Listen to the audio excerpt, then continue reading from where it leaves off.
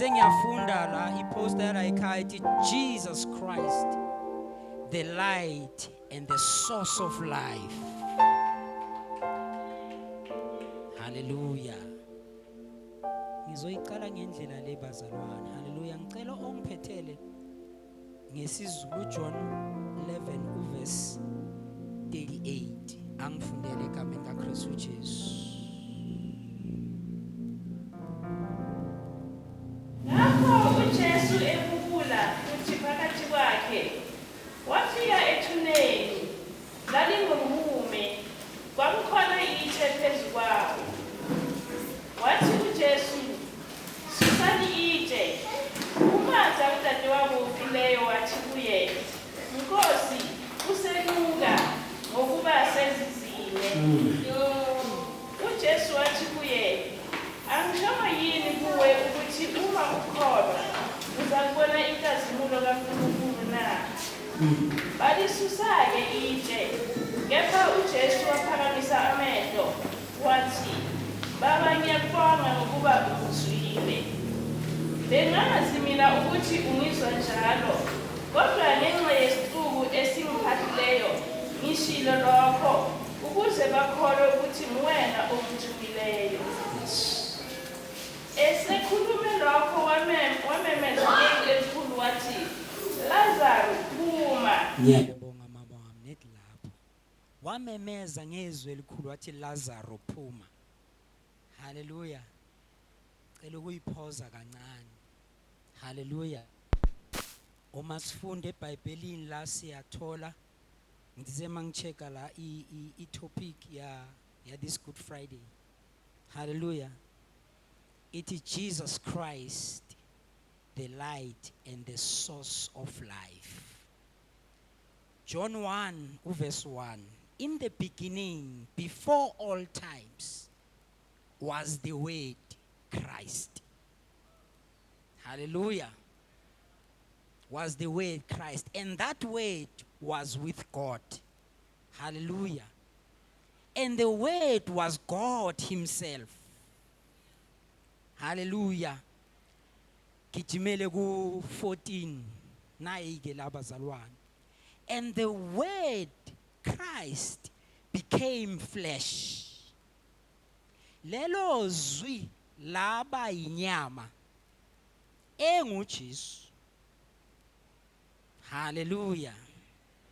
Ngizongibamba ukuthi ngiyaphi bazalwane. Now lithi iBhayibheli ku Psalms 119 uverse 130. The unfolding of your word, glorious word, gives light. Oh.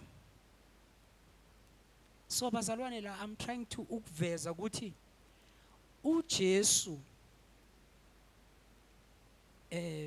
funa uyibeka ngendlela right was the word, ne?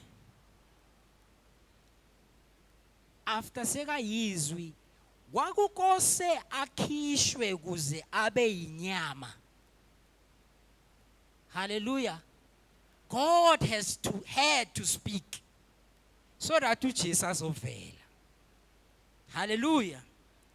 uJesu mina ngiukhanya kwezwe. Sibambe lapho. Amahubo 27 uverse 1. The Lord is my light. I shall not want. The Lord, Amahubo 27 uverse 1. Why Amahubo 23? Hey. The Lord is my light and my salvation. Whom shall I fear? Which means when we have received, umase uJesu sesimtholile, akusana kwesaba, akumnyama. Ngoba sekakuphi bazalwane? Sekakithi. Khumbulani bazalwane sikhuluma ngani? Ngelight. Ngena kwi topic ya namhlanje ithi Jesus Christ the light. uJesu ngukukhanya. Uma sekakhona yena ukhanya akukho, ubumnyama abukho. That's why bazalwane uma ekamereni bekumnyama once wangafaka ilight kuyakhanya ubumnyama bubalekelepi. Alright. uma kufika yena ubumnyama buyabaleka. Point number 2. Bese ke, and my salvation, whom shall I fear? Ivela ngobani lensindiso? Ivela ngoJesu okukhanya, ngamanye amagama ukufika kwakhe kwaba nokukhanya kithi. Hallelujah. Mayiqhubeka ithi, and the source of life, umthombo wokuphila. Zongizwa bazalwane yazi, zongizwa. Kuye kunokuphila. 1, in him there is no sickness. In him there is no poverty. In him there is no lack. Because he's a source of life. Bese ngabhala ukuthi kuye kunempumelelo. There's peace in him when we have received him. There's everlasting joy. Yay. In him. There is growth. Kunokhula kuye. There's prosperity in him.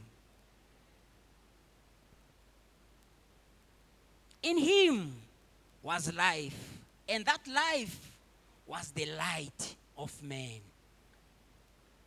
Hallelujah. Mina sengicedile ushumayela yazi.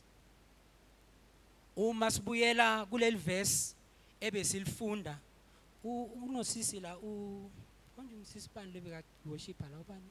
UMahlathi ukhuluma izinamba zami ngamkwatela kancane mara ngathi inkosi aka ngiyamcolela. One bazalwane ngicela ukukhuluma ngoLazarus.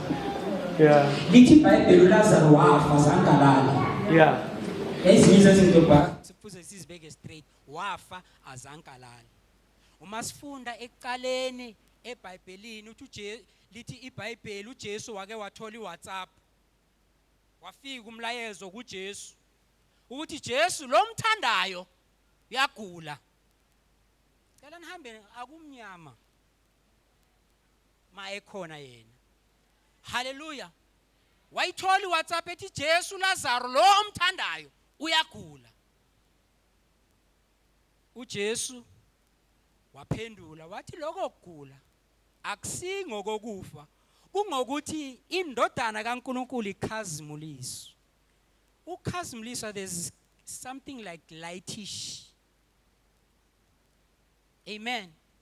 Kune light kokukhazimula. Into ekhazimulako ilabhlela likhazimula because limnyama, but ilight liyakhazimula because liyakhanya. Hallelujah.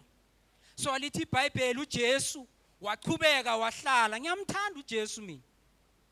Nayo ke la ngifuna nibambe khona ke bazalwane. Lithi wahlala more 2 days. Nayi le number lo sise kayikhulumile. Inamba ke ngisho siyazi iBhayibhelini ziyakhuluma. Number 1 unamba kabani? kaNkulunkulu. Number 2 lo ngifuna ukukhuluma inamba yesivumelwano. Manje ba kwakumele kube nesivumelwano. The reason why uJesu wahlala kwakose kube nesivumelwano between ukufa nokuphila.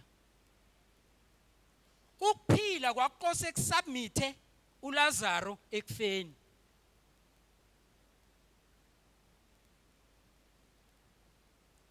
Kune agreement lapho. Angikwazi mama ukukunikela ibhodlela kungana agreement. Hallelujah. Kwakose kube na that agreement. Unumber 3 inamba yobuthathu siyazi bazalwane. Unumber 4 umshilo sisi inamba yomhlaba. Ukuze umhlaba ubalance, there has to be 4 things endlula kizo. 1, ubusika, twasahlobo, uhlobo inkwindla ayikho yofakwa yithi. Abazika bafunde kangcono bathi umhlaba uhlukaniswa from the north side to the east side, from the west side to the south. Ayikho yofakwa yithi. Yibalance yomhlaba. ngicela ugcina lapho unumber 4. So lithi iBhayibheli uJesu wahlala alindele ukuthi kube nadathi kushintshana kokufa komuntu so that yena azokhona ukukhazimleka kangcono. Ngoba uJesu wethu bazalwane uyayithanda ke i-show off. Ngize ngiyayithanda incandweni lithi uthi uJesu ukuze indodana yomuntu ikhazimliswe. Bese incandweni ithi wakhazimula even mhla elengesiphambano. Hallelujah. So lithi iBhayibheli bamngcwaba uLazaro. Sengifuna ukuya ku number 4. Before ngifika ku number 4, sele sekafile uLazaro bamngcwaba. Lithi iBhayibheli uJesu wathi manje ke sengingaya ke mina. Show off. Manje mfundisi Madela ngithi sengifunda iBhayibheli ngathola ukuthi uJesu lithi iBhayibheli in English he was beka ku 2 miles from la uLazaro afele khona. Ngamanye amagama iyafana no 3 kilometers. Mhla uJesu makathola umessage beka ngagijima afike ayomthandazela. Not because manje it's because bazalwane wayefuna ukuthi indodana yomuntu ikhazimlise wathi awuthi ngihlale kancane. So lithi iBhayibheli uJesu wathatha abafundi madoda sesiyosebenza ke manje. Hallelujah. Ngiyayithanda ke mina ke iBhayibheli njengoba sengishilo sengizoceda. Ngiyalithanda ke iBhayibheli ngoba li specific. Lithi wafika uJesu wafika la ndawana thize. Zanka ngene kibo kaLazaro, uMartha noMary uMaria. Ngazi ngisizulu imbiza njani. Ya uMaria. Azanka afikele kibo la kushonwe khona. Kunesizathu ke bazalwane ukuthi why kumele size enkonzweni. There's a place la kufuze ke siye khona. Lithi iBhayibheli uJesu wafika la ndawana thize. Kwakose laba abafelwe nabazoduduza bahamba bamitha uJesu. Sometimes kumele siphume from our comfort zone and siyobona uNkulunkulu wethu siyoma siye kuJesu wethu. Hallelujah. Lithi iBhayibheli aPhumatha wayohlangabeza uJesu. Uma efika uyamthola uJesu uthi Jesu kube bowukhona ngawumnewethu akafanga. Ngithanda ngesikhuwa wathi even now na manje njengoba ukhona ngiyakholwa ukuthi sekungenzeka nanoma yini. Wakhazimula waqala ke lapho ukhazimula kukaJesu. Lalela lo muntu sekana 4 days afile. Hallelujah. Lithi iBhayibheli ngicela ukuyifunda bazalwane ngoba hey ngicela ukuyifunda wakhazimula uJesu hlayelenga ekhaya wathi kuphe kufezi baba for the last time wakhazimula uJesu hlayelenga ekhaya kuphelele kufezi.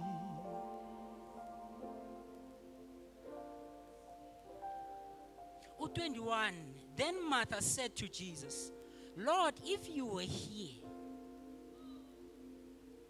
my brother will not have died.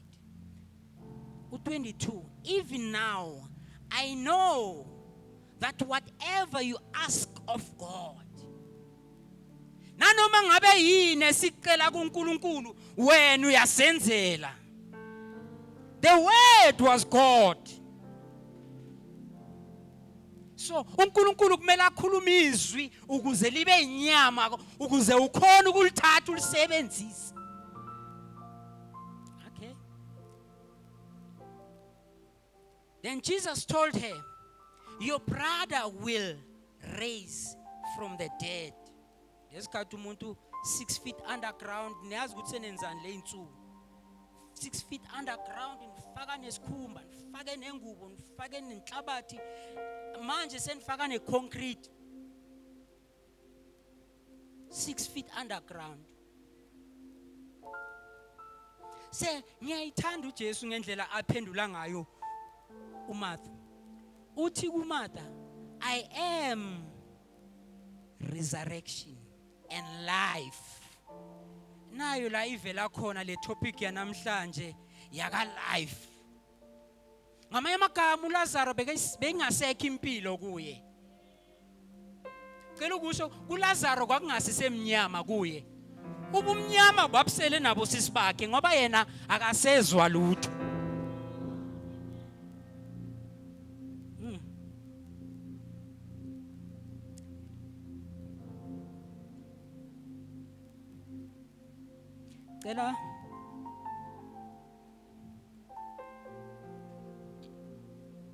Cela mama ngoma ngifundela u38 ngesizulu.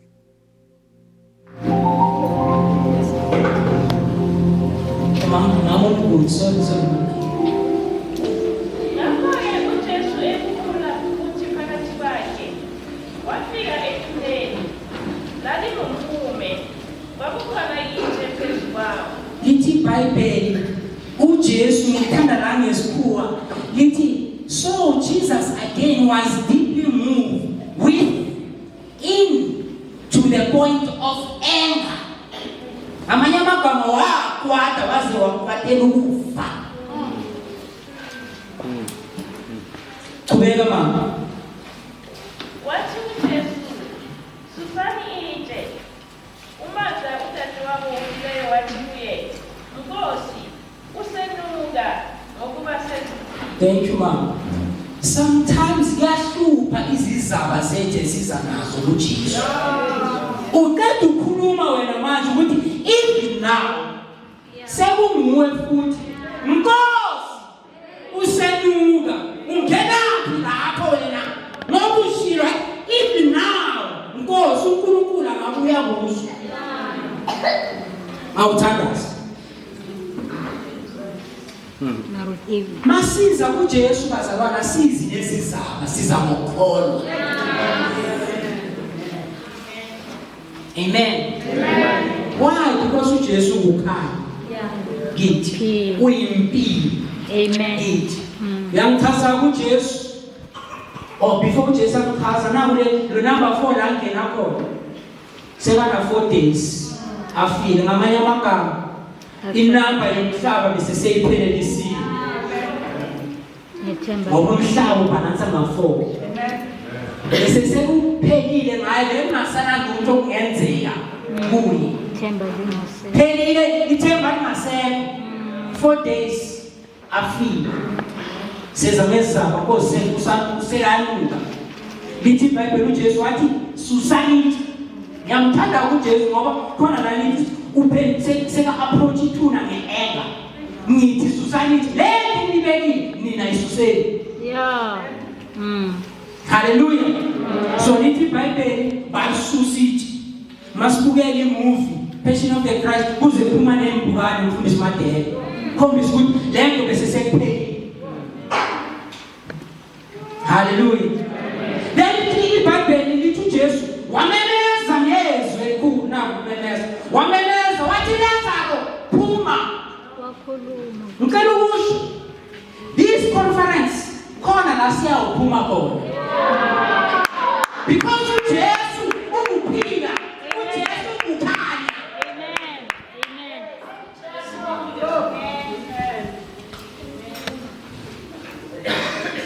Cela uvala amehlo wakho. Isandla sakhe esifubeni. What I am coming out. There is why sometimes siyahlupha thina mfundisi madele. Kunezinye intshumayelo zithathe sibone ngathi sifanele abantu abathize. Yeah. Leyo ukuthi uyaphuma yami. Yami. In this conference sizele ukuphuma, size ekhayeni, size empilweni ekhikhimayo. Ivelaphi leyo mpilo? There's only one person, that is Jesus Christ. Athi ngiyabuzwa, omunye abuza, ngoba ngasizele ukubethela kumaJesu. Yebo, sizele khona mara khona lapho sesiphume khona. Singene khona. Hallelujah. Wameneza uJesu, Lazaro, phuma. Kunabanye ke abaqinile abafuna ukuphuma. Nanoma sokubiza umdala wethu, phuma. Hallelujah. Uthe uNkulunkulu baba nama ngokuceda ukuthola umessage ukuthi ngizobe ngisika kwejikana. Wathi uNkulunkulu tshela abantu bami ukuthi isikhathi sokuphuma. Amen. Sizele ukuphuma bazalwane. Hallelujah. Yebo bayeza abafundisi bazokhuluma ngama-7 what. Kodwa manje ngicela silungise ukuthi asiphumeni bafethu. Kuma-comfort zone. Hallelujah. Asiphumeni ngamathuna weminyaka asivalele. Asiphumeni ngamathuna okugula. Sizokuna ukugula kwakhona sikunese. Uyazi lapha kaMastela lapha. Ziyabuya lapha. Aba-DJ. Asikhulumi ukugula lapha. Hey. Nanoma ingakuphathi flu, you don't say ukuthi ngiphethe flu. Ayakhuza. Uvela kuze manje DJ. Yofaka baba. Vela kuze manje. Futhi mama ungamlethela itiye ngiyacawuta ngakukapa nama. Akutshela ukuthi angikufundisana. Ufuna ukuthi kimi bazalwane. Amazwi wokuphila newokufa aselimele yini into esafundiswa yona. Esho nala ekhaya nala inkonzo ngifundisile. Ukuthi siyodlala okwesikhuluma. Hallelujah. Isikhathi sokuthi siphume. Ngiyazi abanye balindele ukuvutha. Sizovutha yebo sizovutha mara siphume endazalwane. Hallelujah. Into yosiza ukuthi siphume. Amen. Lazaro ufelani kanti ngingakayanga mina esiphambanweni. Ngathi ngiyambona uJesu asinjalo. Lazaro kumele ngesiphambanweni ndoda nawe uzobona lokho kulo okukususile emhlabeni ngiyobethelwa kona. Nkosi uvuke wena. Vuka. Phuma. Come and witness my suffering to the cross. Woza uyobona ukuphela kwakho kwasesiphambanweni. You cannot die. Why? Because you are young. You can't.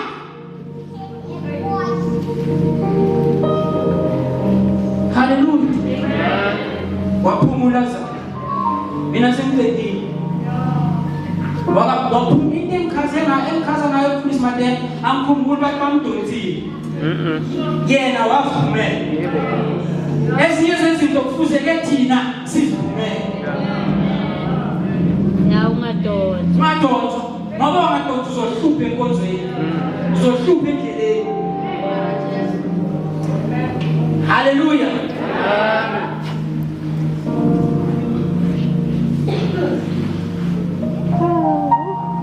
Topic Jesus Christ. The light and the source of life. uJesu zele ukuthi asibe lokuphila bazalwane. Tumhlabeni wakudala sasikude singamazi uNkulunkulu kodwa ngegazi kaKristu Jesu sasondezwa. That's why bazalwane bami today isibizwa ngeyindlalifa. It's because of the blood that has sondezwa. Amen. Now isondele bazalwane. Yosiza ukuthi isondele. Yosiza ukuthi siphume singene ekhayeni.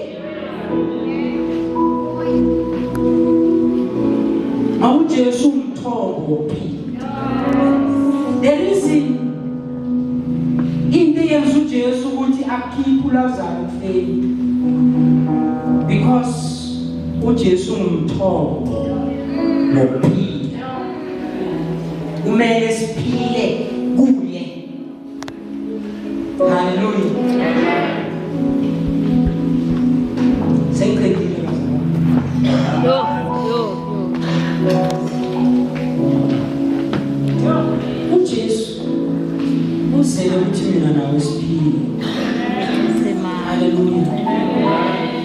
lokho kunyisolo kwethu lokumangena uze kuyimina nawe siphile. Amen.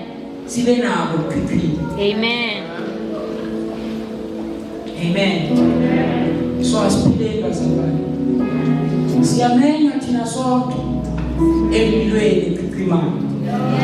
Siyamenya thina sonke ekukhanyeni kwangona phakathi. Amen. Siyamenya thina sonke ebusweni ongafika.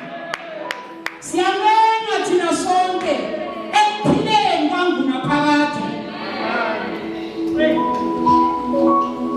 Puma. Come out. Oh, yes, Lord. Hallelujah. From that pit, come out. Hallelujah. Say it's up to you. Where we are poor. But in the season, I want to speak that Christ has something better for you. Amen.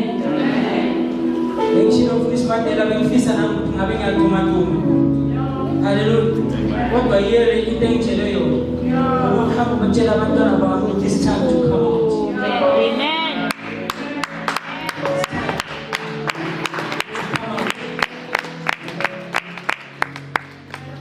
Amen.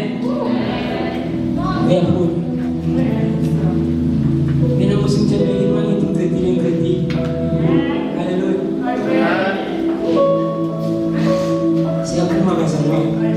Ngeke babe izingaphambi. It's time to come out. As basayoshumayela abafundisi ngesiphambano. It's time to come out. As abafundisi bashumayela ngokuvuka kwakhe. Kodwa it's time to come out. Amen.